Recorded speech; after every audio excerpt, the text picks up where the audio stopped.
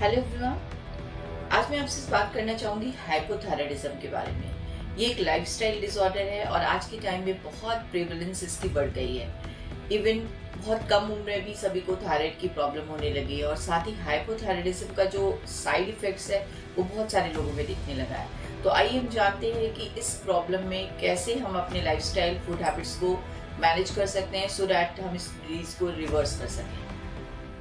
सबसे पहले हमें कौन कौन सी चीज लेनी चाहिए इसके बारे में हम बात करते हैं। तो हमें अपनी डाइट में आयोडीन रिच फूड को बढ़ाना है, जिसके लिए selenium, zinc and magnesium rich food लेना चाहिए, जिसके लिए आप एग ले सकते हैं, लेग्यूम्स हैं, नट्स हैं, पंपकिन सीड, आलमंड, वॉलनट, और इन सभी को हमें रोस्ट या पानी में सोख करके लेना चाहिए। इन्हें as it is raw form में नहीं लेना है। इसके अलावा चूंकि हमारी कैल्शियम जो मेटाबॉलिज्म है वो बहुत ज़्यादा कॉम्प्रोमाइज हो जाती है हाइपोथायराइडिज्म में, तो विटामिन डी की डेफिशिएंसी नहीं होनी चाहिए और B12 की डेफिशिएंसी नहीं होनी चाहिए। तो इसके लिए हमें सप्लीमेंट लेने की ज़रूरत हो सकती है। Iron and calcium rich food हमें लेना चाहिए और इसके कौन कौन से सोर्स हैं इसके लिए आप हमें DM कर सकते हैं। इस समय हमें एंटी इंफ्लेमेटरी फूड जैसे कि turmeric, coriander, black pepper, fenugreek, इन सबको अपनी डाइट में बढ़ाना चाहिए। और ओमेगा 3 फैटी एसिड्स, इसके लिए हमें फ्लैक्सीड और चिया सीड को भी डाइट्स में इंक्लूड करना चाहिए। और टाइम टू टाइम हमें अपने TSH, T3 एंड T4 इनके टेस्ट जरूर करवाते रहना चाहिए।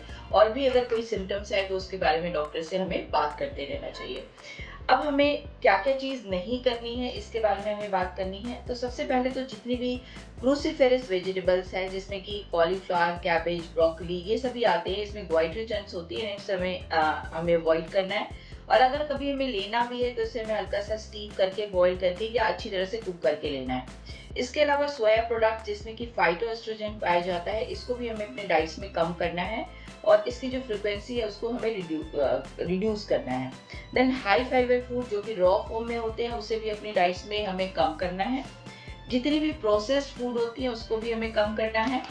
एंड पीनट्स एंड मिलेट्स को डाइट्स में रिड्यूस करना है। इसके अलावा जो है कैफिनेटेड ड्रिंक्स है, इसे भी हमें अपने डाइट्स में रिड्यूस करना है। तो अगर हम इन सारे बातों का ध्यान रखेंगे और अपनी लाइफस्टाइल का ध्यान रखेंगे तो डेफिनेटली हम अपने थायराइड की प्रॉब्लम को रिवर्स कर सकते हैं। आई होप कि आपको ये टिप्स अच्छे लगे होंगे और आप अपनी नॉर्मल रूटीन में इन सारे टिप्स को यूज करेंगे और अपने हाइपोथायराइडिज्म को रिवर्स करने की कोशिश करेंगे। अगर इसके बाद भी आपकी कोई क्वेरीज हैं तो आप DM कर सकते हैं। Thank you so much.